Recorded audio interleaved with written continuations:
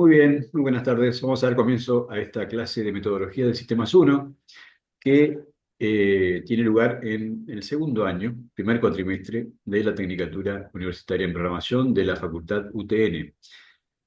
Vamos a prestar mucha atención a esta materia porque ya en su segundo año de la Tecnicatura tenemos que comenzar a transitar lo que va a ser la vida profesional. Bueno, esta materia, junto a otros obviamente, pero esta materia como que en sus dos versiones, porque tenemos una en este cuatrimestre y la versión 2, o sea, la metodología de sistemas 2 en el segundo cuatri.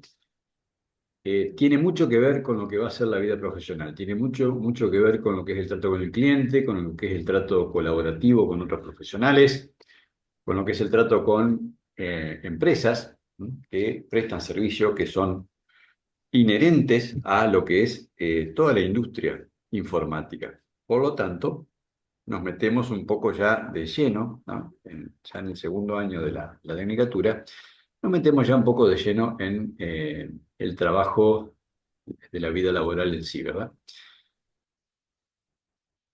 En esta unidad uno vamos a ver estos cuatro puntitos que están ahí detallados, eh, un poco recordar, ¿no?, algunos conceptos y ya ahora aterrizarlos ya para ponernos en práctica, cosas que tienen que ver con la ingeniería de software, los principios que lo regulan.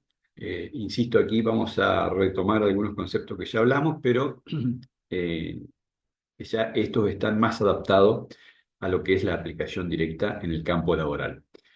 El ciclo de vida de una pieza de software y los modelos que existen para trabajar, para llevar adelante los proyectos. Ya vamos a ver qué tiene que ver eso. Además, esta materia, en este cuatrimestre vamos a ver tres unidades más, o sea, es un total de cuatro unidades en las cuales vamos a trabajar en la 2 con el sistema de versionado. Vamos a utilizar Git con todo el tema de los proyectos para comenzar a meternos un poco en esa actividad de lo que es el trabajo colaborativo, compartiendo versiones del mismo proyecto y a su vez, bueno, pudiendo participar en grupos directamente trabajando sobre una misma estructura. En la unidad 3 vamos a ver algunos I de desarrollo y en la 4 vemos todo lo que es depuración y resolución de errores.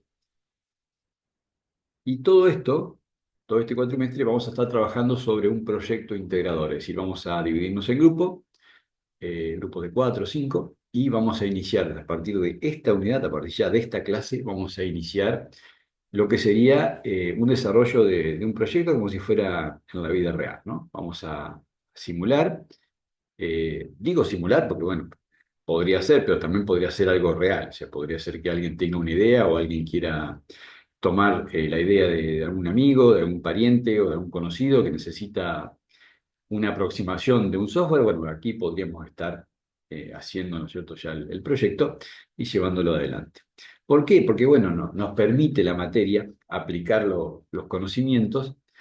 Programar ya sabemos porque ya hemos transitado todo, programación uno y 2, o sea que eso ya no sería un problema. Base de datos también, ya hemos transitado base de datos uno el año pasado, y este año, en el primer cuatrimestre, también transitamos base de datos 2, así que estamos como completos, ¿no?, en ese aspecto. Entonces vamos a hacer el trabajito de diseño y elaboración de todo el proyecto, el ciclo de vida y demás, dentro de esta materia. Vamos a modelar las tablas en base de datos 2 y, por supuesto, vamos a programar en el lenguaje que decidamos, dependiendo ya el proyecto del que se trata. Bueno, avancemos, ¿eh? Vamos a avanzar un poquito con los conceptos, así ya nos metemos de lleno en esto que tiene que ver con lo que es la metodología de sistemas en informática. Como concepto fundamental, no debemos olvidar que la ingeniería de software es aplicar principios de ingeniería, ¿no?, dentro de lo que es la informática, pero de manera eficiente, confiable y escalable. ¿Para qué? Eso va a tener el único propósito de garantizar que los sistemas sean mantenibles, obviamente seguros, y cumplan con los requerimientos de que ha solicitado el cliente o el usuario. Y por supuesto va a buscar optimizar los procesos de desarrollo eh, al máximo, ¿no? Reducir costo y mejorar la calidad del producto final. Ya vamos a ver qué quiere decir todo esto, lo vamos a ir aplicando a medida que avancemos durante la clase, pero esta definición así cortita quiere decir mucho. Obviamente no es nada nuevo de lo que ya hemos venido hablando, es decir, estamos en condiciones de entender perfectamente qué queremos decir con esta frase, ¿verdad? Y los principios básicos que estamos siempre bregando por no olvidarnos y siempre tratar de mantenerlos activos en nuestro trabajo van a tener que ver con algunas de estas palabritas que están aquí resaltadas, que por supuesto el primero que aparece ahí es la calidad. ¿Por qué? Porque debemos siempre tener presente que nuestro software vaya a orientarse a los estándares de usabilidad, rendimiento y seguridad, ¿no? No podemos eh, olvidar este tipo de reglas fundamentales, porque si no, el producto no va a transitar libre de errores, ¿no? Y por supuesto no va a satisfacer lo que el usuario haya querido cuando solicitó la pieza de software. La calidad es fundamental y por supuesto el rendimiento, y tiene que ser muy usable, es decir, el software es algo que se utiliza por gente.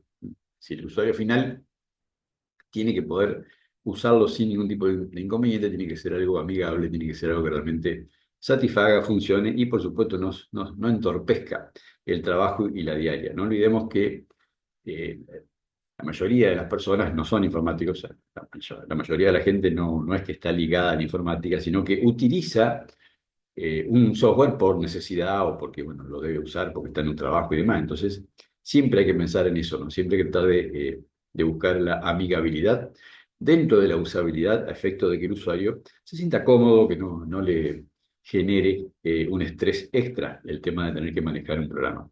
Digo esto porque, bueno, los años que uno por ahí está visitando clientes y, bueno, y conociendo gente y demás, bueno, como que he visto de todo, ¿no? Y sí, hay programas que por ahí causan eso, sistemas completos, ¿no?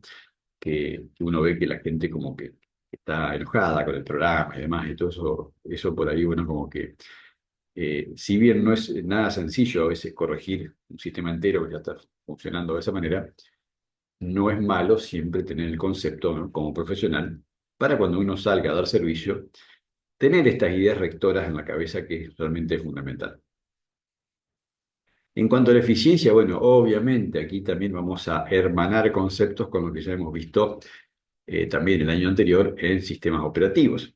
No olvidar que estamos creando una pieza de software de la cual no sabemos, a medida que pasa el tiempo, más se afirma esta frase, ¿verdad? No vamos a poder saber en qué sistema operativo va a correr. Es decir, cada vez todo apunta a las aplicaciones móviles, a las aplicaciones de teléfono, a las aplicaciones base web, base eh, descargable en móviles.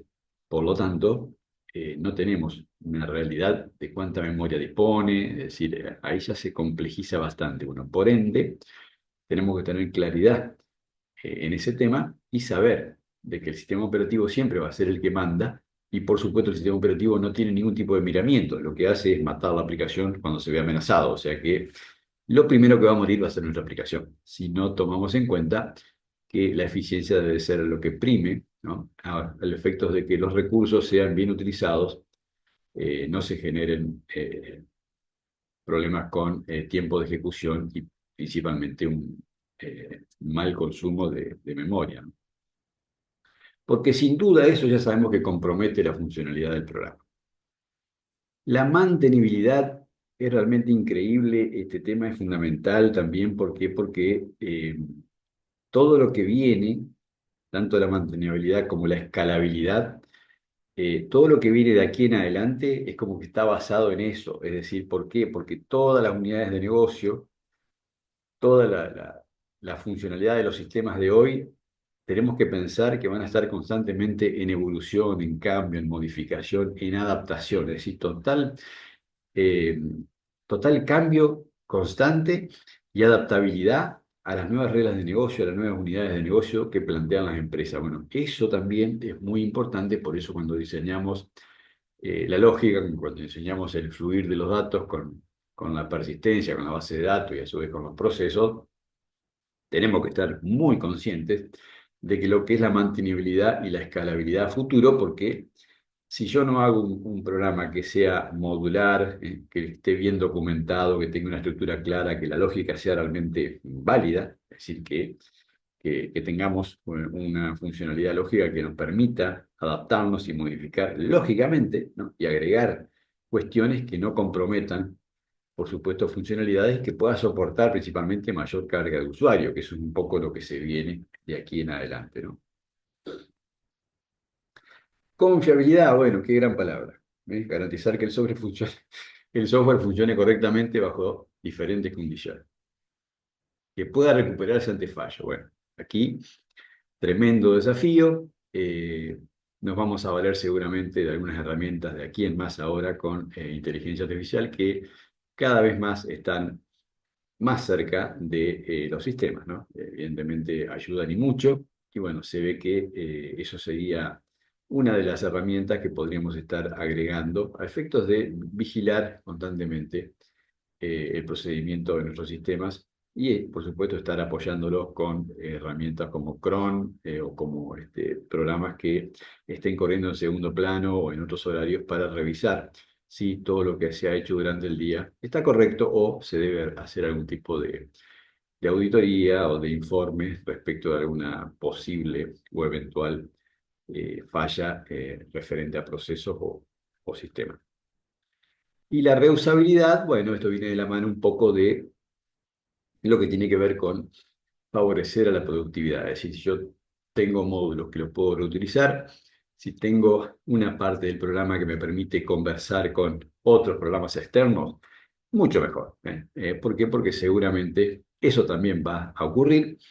Cada vez las empresas se van a intentar comunicar más a través de sus sistemas, ¿no? Eso va a ser seguramente una posibilidad y por ende, bueno, necesitamos tener presente este tipo de situaciones. La documentación, otro gran tema. Bueno, hasta el cansancio hemos repetido, ¿verdad? Que el tema de la documentación en un software es fundamental debido a que pasa el tiempo, pasan 6 meses, un año, bueno, ni hablar si pasan 3, 4, 5, 10 años, y seguramente la misma persona que escribió el código pueda llegar a tener emociones encontradas al ver lo que está escrito, porque bueno, puede pensar que él mismo no pudo haber hecho eso. Bueno, imaginen si aún así le falta documentación, imaginen si aún así le faltan comentarios aclaratorios y demás. Bueno, con más razón, siempre debemos tener claro que la documentación es sumamente importante. No solamente la documentación en el código, que ya, bueno, ya lo hemos hablado y que es uno de los primeros pasos que debemos dar cuando estamos armando una pieza, ¿no? Cuando estamos armando la codificación, debemos armar la estructura del código, primero con sus comentarios, para luego después ir a insertar los módulos correspondientes de acuerdo a la funcionalidad que queremos darle, ¿verdad? La documentación va a facilitar la comprensión del sistema siempre, ¿no? Eh, y para varias partes, o sea, no solamente para el propio programador, sino para desarrolladores futuros, desarrolladores colaborativos, personas que hacen de tester, por supuesto, y futuros mantenedores que podemos no ser nosotros mismos, ¿no? Porque podemos estar, insisto, trabajando en forma colaborativa. Entonces, como nosotros quisiéramos recibir un software el cual entendamos, bueno, cuando nosotros programemos, también debemos hacer lo mismo, ¿verdad? Tratar de que nuestro software sea entendido por nosotros y por otros. La colaboración en equipo también es uno de los elementos fundamentales y que se puede obtener como beneficio de la buena documentación, ¿no? Porque de esa forma está claro qué arquitectura, qué funcionamiento, cómo está la lógica, cómo está pensado el desarrollo. No es lo mismo leer un código que tenga un montón de variables, ecuaciones, cálculos, condicionales y demás, que por supuesto esas estructuras mismas estén debidamente comentadas y por supuesto aclaradas en función de la lógica general del programa. Solamente ayuda muchísimo. Una buena documentación va a mejorar la escalabilidad y mantenimiento. Claro, porque si yo necesito cambiar la regla de negocio, necesito escalar el software, necesito cambiarlo, necesito modificar una buena parte porque la unidad de negocio ha variado y a su vez, bueno, necesito ampliar. Bueno, si yo no tengo claro la lógica general, obviamente va a ser muy complicado. Y seguramente, si conozco a medias o no conozco correctamente cuál es la lógica, eso que le agrega el software, eso que le agregue o ese parche que va a terminar siendo, va a generar un inconveniente importante, ¿verdad? Con más razón, entonces, un puntito más a favor de la buena documentación, ¿no? La documentación también va a ayudar a detectar y resolver el problema, sin duda, ¿no? ¿Por qué? Porque nos ayuda a entender. Y ayuda mucho cuando nos toca trabajar, ya sea de forma colaborativa o no, en software los cuales están regulados, porque hay leyes o hay reglamentos que seguir. Bueno, con más razón, ahí debemos tener claridad en cómo manejarnos con ese tema. La documentación, un tema no menor, un tema realmente importantísimo a tener en cuenta en la vida profesional.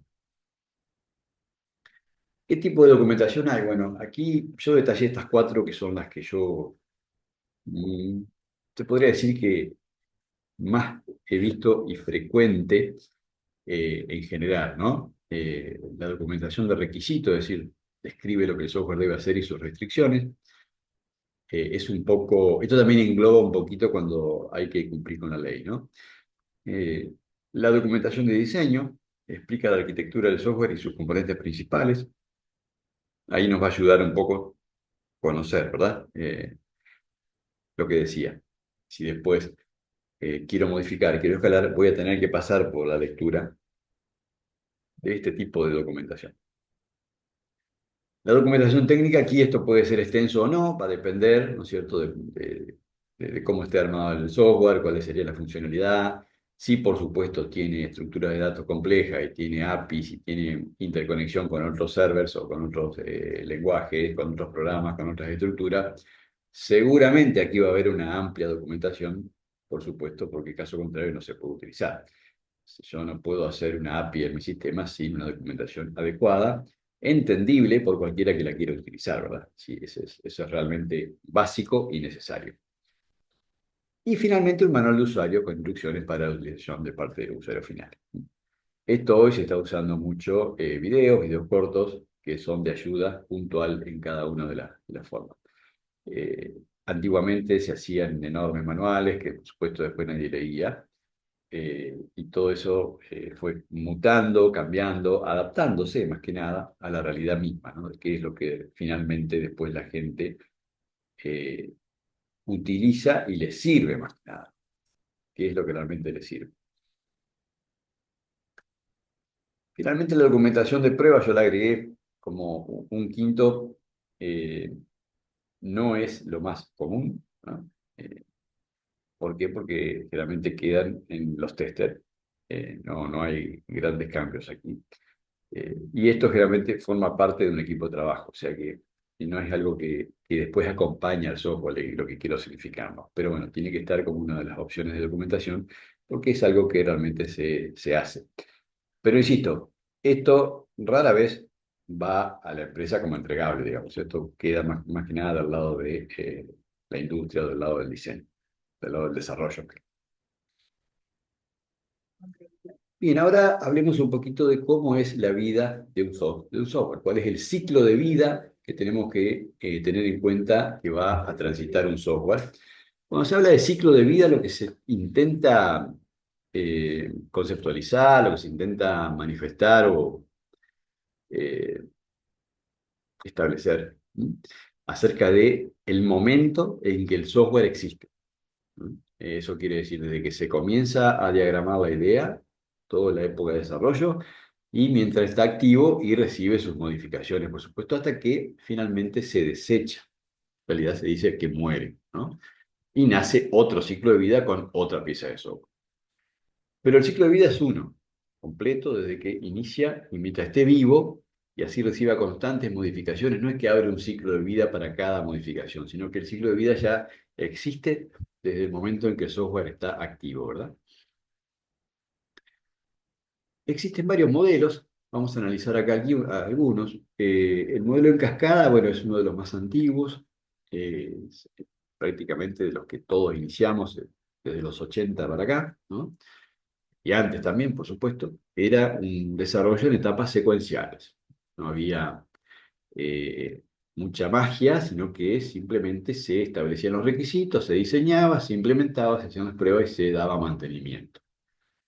Ventajas, si se podría decir, porque bueno, hoy ya prácticamente en esto no se ven muchas ventajas, porque no funcione, porque realmente funcionó muy bien y sigue funcionando muy bien. El problema que radica en otra parte, que ya la vamos a ver cuando comparemos con otros, ¿no?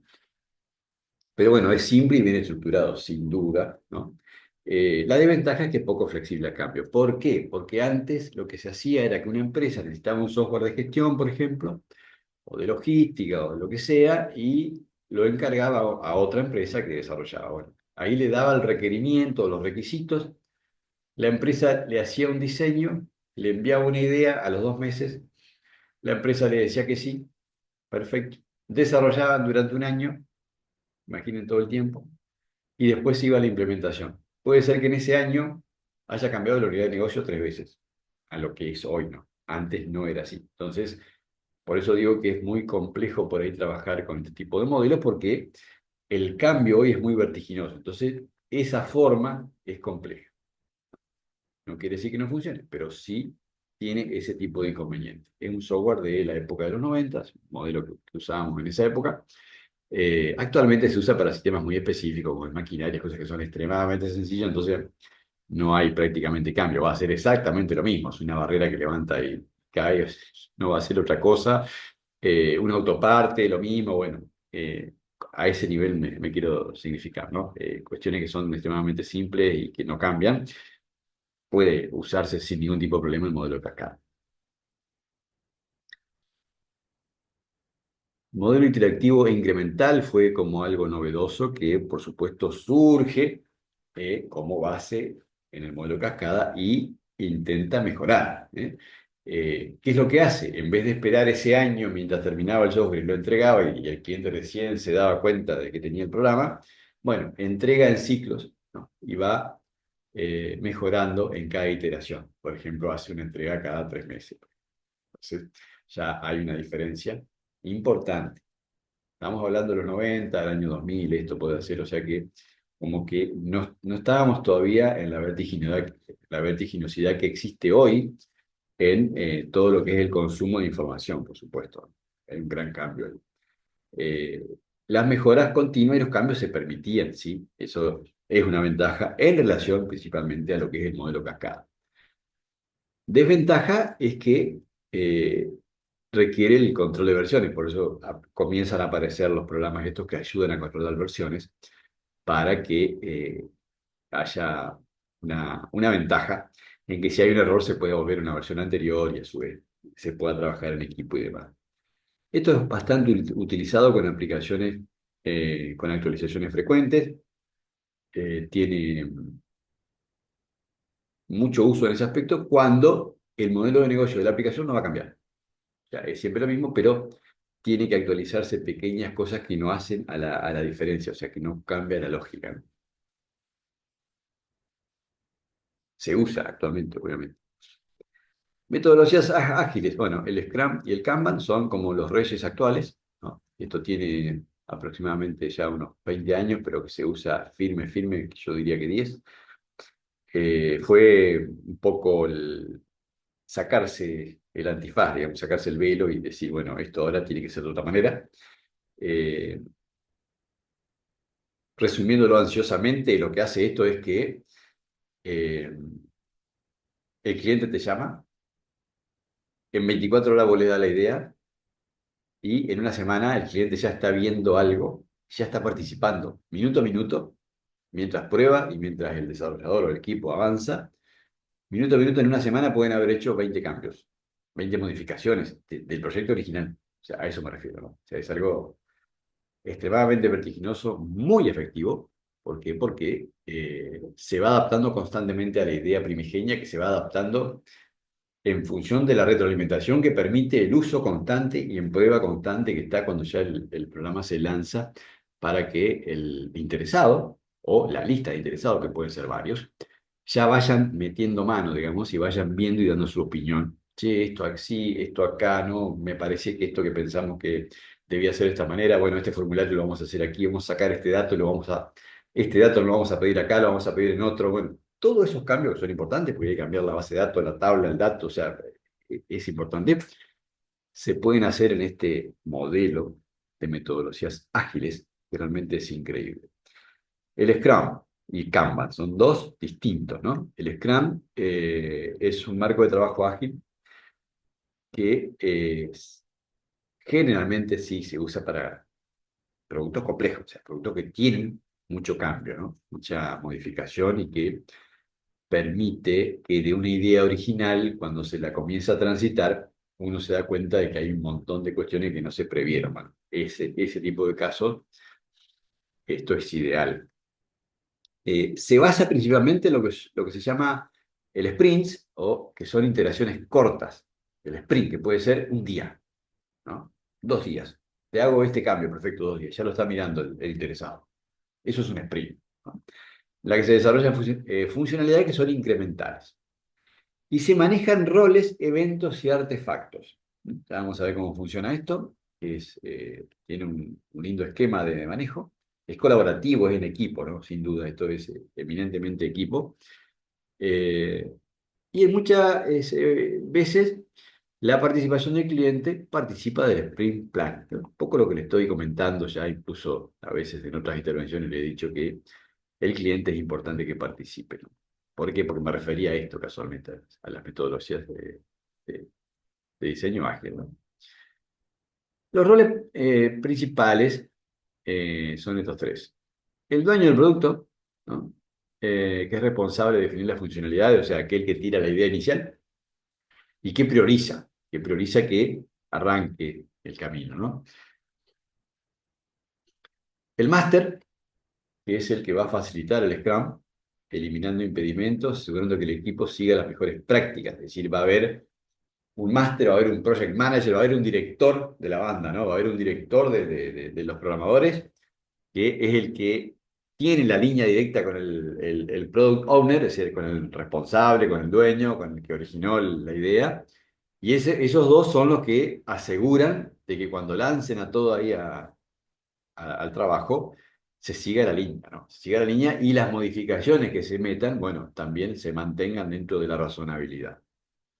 Y el equipo de developers, que bueno, por supuesto son los encargados de programar, de escribir el código dentro de cada sprint, dentro de cada intervención.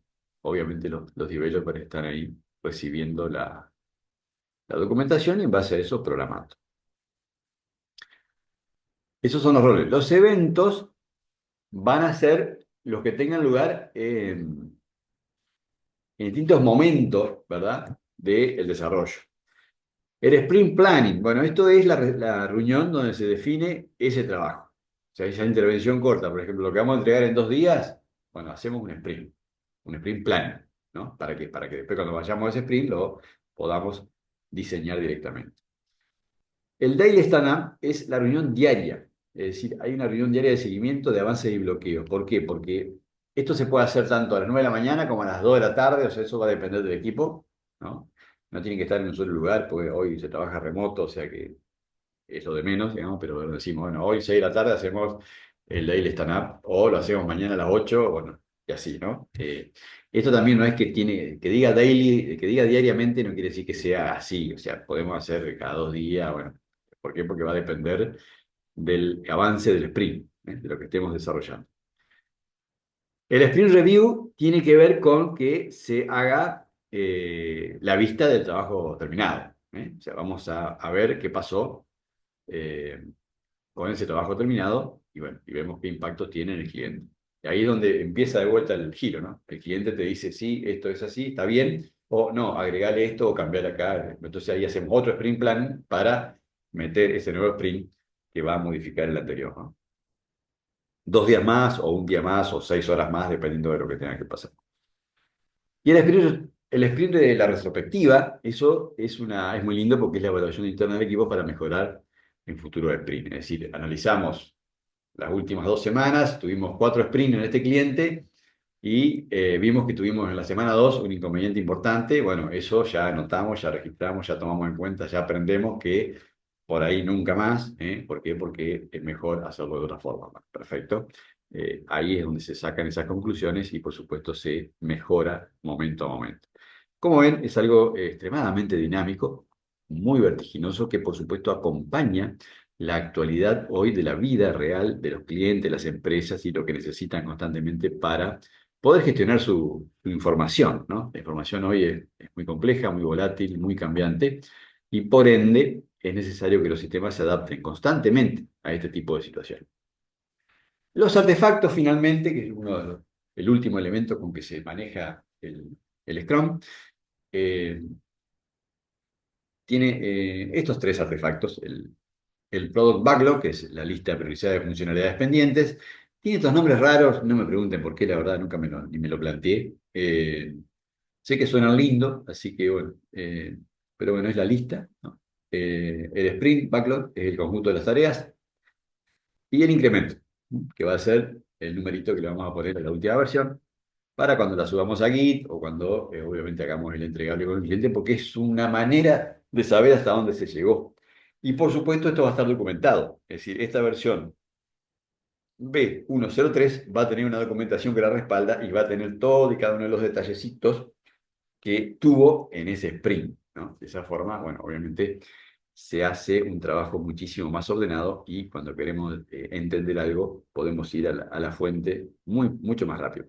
Ni hablar si esto se lo cargamos en una IA, ¿verdad? Si cargamos todo esto en una IA, después con pequeños prompts le preguntamos en qué sprint se hizo tal y cual tarea o se hizo, se estableció tal y cual lógica o se cambió tal formulario y por supuesto nos va a entregar la versión, la fecha, nos va a explicar qué pasó y nos va a mostrar el código, todo, o sea que es algo realmente que funciona de manera excelente. Modelo de ciclo de vida del software con ya ahora el modelo Kanban. Esto es, se podría decir que bastante similar, pero de otra forma, un poco más manual, se podría decir, ¿no? O sea, más visual, no, no es más manual, es más visual, ¿no? ¿Por qué? Porque lo que hace es poner tableros con papelitos pegados, ¿no? Que van en columnas y de esa forma se va organizando el trabajo, se podría decir. Somos cinco los que trabajamos, bueno, yo tomo la columna del medio, el otro toma la tercera columna y hay dos que toman la 4 y la 5 o la 4 y hay uno que está trabajando en la uno. Bueno, cuando el de la uno terminó, quita el papelito y lo pasa para el otro y así, bueno, como que van generando una sería una cinta transportadora de trabajos, ¿no? De tareas que se van pasando de columna a columna o van cambiando de estado y de esa forma, bueno, la gente se organiza y funciona muy bien, sin duda. Es uno de los modelos de diseño muy utilizados también. Eh, y por supuesto, cuando vemos que hay demasiados papelitos en una columna, es porque hay algo que está mal, o sea, hay algo que se atascó en algo, y bueno, ahí también sirve, como se hace en la retrospectiva, tomar nota, ¿no? Para modificar eso y cambiar y, por supuesto, corregir a futuro.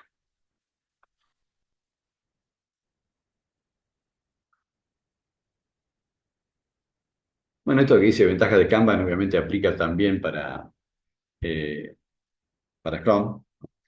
Ya después lo voy a modificar. Pero la única diferencia que tiene es que no tiene iteraciones fijas, como Chrome. Eh, ¿Por qué? Porque, bueno, porque está más, podría decir, más llevado a un sistema que por supuesto no tendría, me parece a mí, tantos cambios, ¿no? En cambio, el Scrum, cuando ya tiene los personas interesados también eh, participando, ¿no? Cuando ya tenemos en el Scrum los interesados participando, ahí yo creo que eso le da muchísima más movilidad, muchísimo más movida al sistema de modelo de Scrum que al Kanban, porque el Kanban sería solamente agregar un papelito. Entonces, no hay reuniones, por ejemplo, otra manera, ¿no? Otra manera de trabajo. Se, se trabaja escribiendo en paneles o en tableros usando colores y demás, que en el otro que es un poco más, me parece a mí más móvil. No, yo me identifico un poco más con el Scrum, por eso que por ahí lo defiendo un poco más, ¿no? ¿Cuál es el rol del programador eh, en estos modelos, ¿no? Dependiendo de lo que se adopte? En cascada, bueno, sigue un plan estructurado con tareas bien definidas, bueno, se lo dan, lo hace tranquilo, ¿eh? No va a participar en ninguna decisión. ¿Por qué? Porque su fase no comienza hasta que se entrega. Y por supuesto trabaja de manera aislada hasta que recién ahí, cuando se integró, ahí se va a integrar. Si anduvo, si no anduvo, va a recibir todo el feedback después que entregó el producto. O sea, es algo muy distinto, ¿no? El interactivo incremental va a participar de revisiones, mejoras constantes del software. Sí, aquí ya comienza a estar más involucrado. Recibe retroalimentación temprana y puede hacer ajustes progresivos. Se enfoca en la entrega de incrementos funcionales.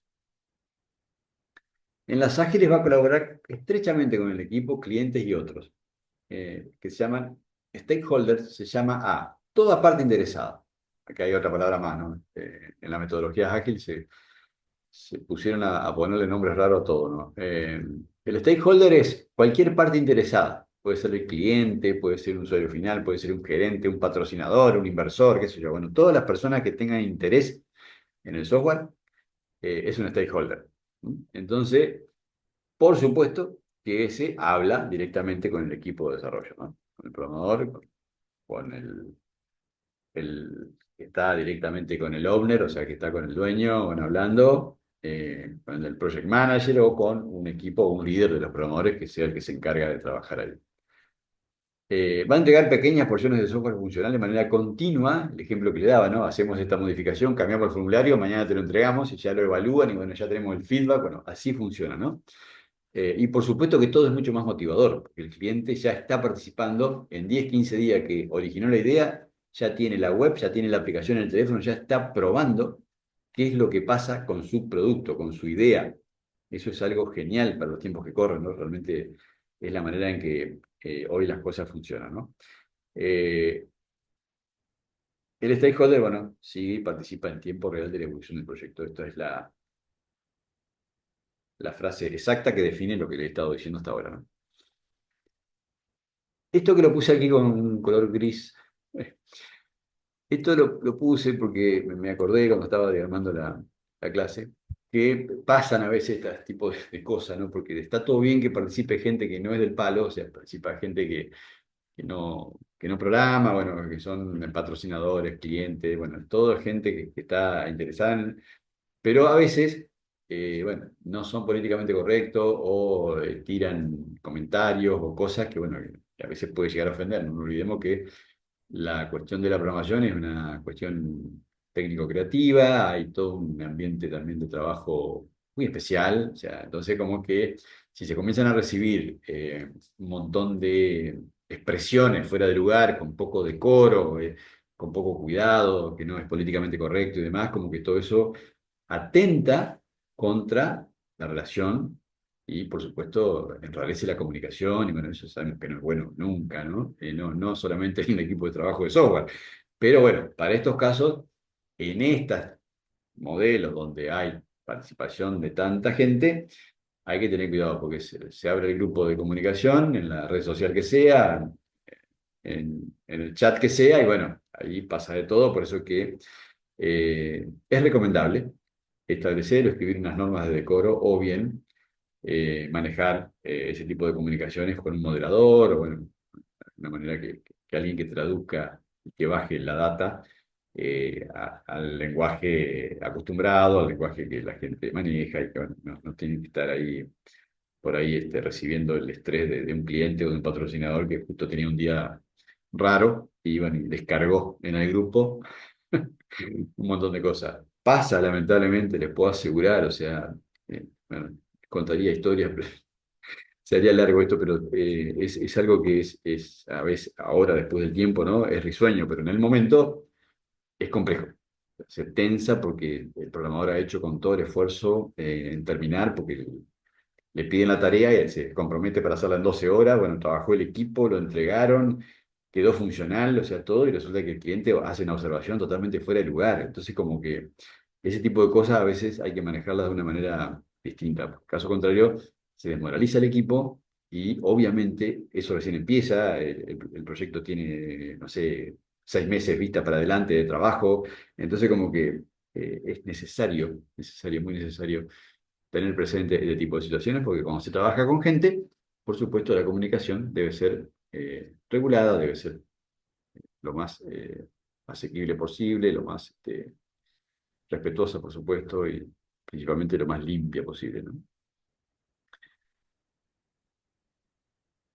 Bueno, el programador de acá se adapta rápidamente, bueno, es la esencia del programador, por eso siempre les digo que nosotros tenemos que formarnos, los que estamos formando a ustedes en la universidad para dar respuesta constante.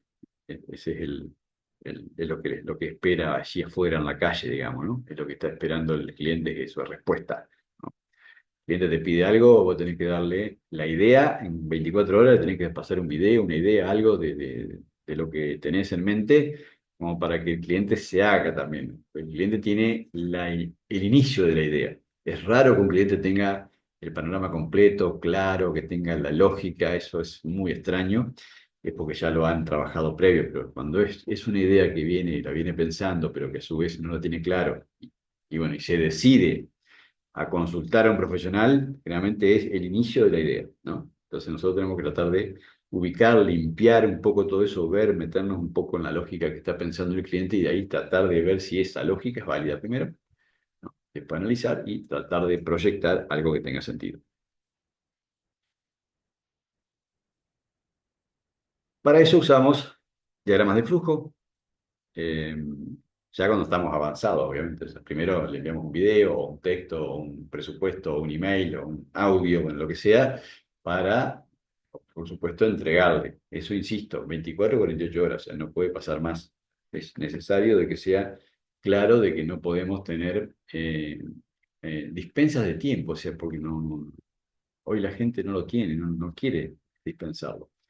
Eh, Después que pasó toda esa parte, esa emoción o esa ansiedad inicial, bueno, se calmó la cosa, como que el cliente sí tiene, bueno, ahí sí tenemos como una semana, tenemos un tiempo como para decir, bueno, te preparo algo, voy a armar, y ahí sí puedo armar algo ya un poco más completo, formar un texto con las condiciones de trabajo, las normas de decoro, lo del chat generalizado, que va a participar este, aquel, el otro, va a estar el contador, va a estar el abogado, va a estar el escribano, todo lo que quieran estar y participar, también pueden estar, porque hay veces que se hacen piezas de software que tienen incidencias y que es necesario que, por supuesto, participen otro tipo de profesionales también. Bueno, todo eso se puede describir, detalla así, ya más tranquilo, cuando ya presentamos la idea, el cliente se sacó un poco esa ansiedad que tenía y está dando muestras de confianza en la empresa. Perfecto, bueno, ahí como que podemos ya empezar a bajar los niveles de ansiedad y empezar a plasmar en forma ordenada el acuerdo, ¿no? El acuerdo que vamos a llevar adelante con el desarrollo del software. Una de esas formas también es, por supuesto, documentar de alguna forma, ya sea en buenos textos o también texto más ayudado de un pequeño diagramita de flujo. ¿Por qué? Porque después pueden venir malos entendidos. No nos olvidemos que estamos hablando a veces con gente que no conoce el paño, entonces por ende yo puedo estar pensando que se hacía de una forma y el cliente otra. Entonces tengo que documentarlo para que después el cliente, por más que no lo entienda, si no lo hizo ver con alguien, bueno, será un problema de él. Pero ahí está claro lo que se detalló de lo que se iba a hacer. Si no, después el cliente dice, no, pero esto no era así porque yo quería así y resulta que eso significa 2 semanas más de desarrollo, que por supuesto no está presupuestado. Y ahí tenemos el primer inconveniente. Por eso es que es necesario usar cuestiones de trabajo ya bien plasmadas. Una de los elementos, además de por supuesto estar bien redactado y demás, son los diagramas que ayudan muchísimo porque aparte van a ser la base ya para hacer la prueba lógica de laboratorios y para ver si realmente lo que estamos hablando tiene sentido. Cuando lo bajemos después al equipo de desarrollo, ya va a estar probado que realmente lo que se escribió tenía sentido. Si no, podemos estar hablando de cosas en el aire, cuestiones sin sentido, y que cuando lo bajamos al equipo de desarrollo se den cuenta que no funciona porque está mal desarrollado, está mal pensado, no tiene lógica, ¿no? Entonces, esta es una forma de, por supuesto, tener claro de que lo que estamos haciendo está bien. Es muy simple, ya hemos visto incluso ejemplos rápidos en el pre, en el nivelatorio y por supuesto también el año pasado. Los diagramas de flujo son muy sencillos, tienen un inicio y un fin, acciones, decisiones y por supuesto la concatenación de cada uno de los bloques con las flechitas, ¿no? Muy sencillo, o sea, inicia, hace una acción, colocamos un rombo si hay que decidir algo y tomamos la dirección que corresponde y por supuesto conectamos y seguimos con más rectángulos o bien con óvalos para finalizarlo. Aquí pusimos un pequeño ejemplo de desarrollo de un Scrum. El dueño va a priorizar tareas en el backlog. ¿Por qué? Porque también ocurre esto, ¿no? O sea, se lanza el desarrollo y después hay 4 o 5 tareas. Entonces hay uno que prioriza. ¿Mm? Es decir, no, vamos primero con la modificación de este formulario, después vamos a seguir con estas otras tareas, ¿no? Se hace una lista de tareas, ¿no? Bueno, el dueño es el que va, o el product owner, el dueño de la idea, ¿no? Es el que prioriza esa lista para que se baje al equipo, ¿no? Y por supuesto, el equipo comienza a hacer el derrotero, tiene que hacer el sprint planning, ¿sí? Para poder trabajar sobre la tarea y después, por supuesto, pasarle la tarea para que se genere un sprint y de esa manera se haga el desarrollo. Se van a realizar las pruebas, se integran y finalmente se hace la revisión del sprint y, por supuesto, se ajustan los procesos en la retrospectiva. Es un poco un resumencito de cómo es la línea, ¿no? de tiempo y, por supuesto, los estados, los distintos momentos que tiene cada vez que inicia una tarea, se agrega una tarea al Scrum.